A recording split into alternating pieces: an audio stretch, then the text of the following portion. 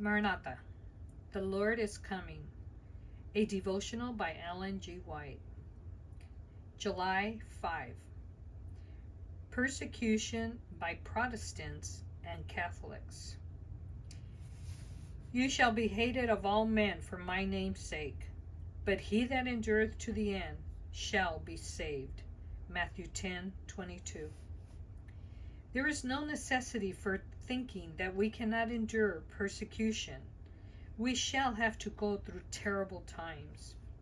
The persecutions of Protestants by Romanism, by which the religion of Jesus Christ was almost annihilated, will be more than rivaled when Protestantism and Popery are combined. The commandment-keeping people of God ere long will be placed in a most trying position, but all those who have walked in the light and diffused the light will realize that God interposes in their behalf. When everything looks most forbidding, then the Lord will reveal his power to his faithful ones.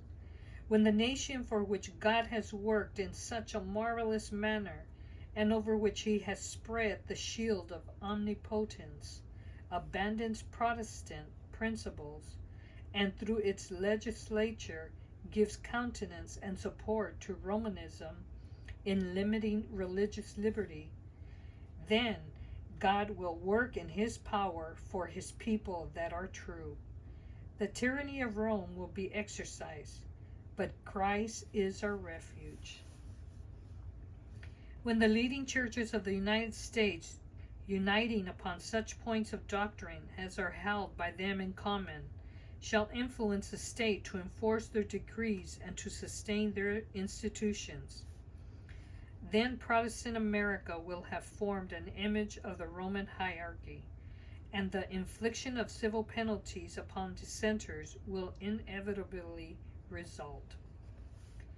The scriptures teach that Popery is to regain its lost supremacy, and that the fires of persecution will be rekindled through the time-serving concessions of the so-called Protestant world. In this time of peril, we can stand only as we have the truth and the power of God.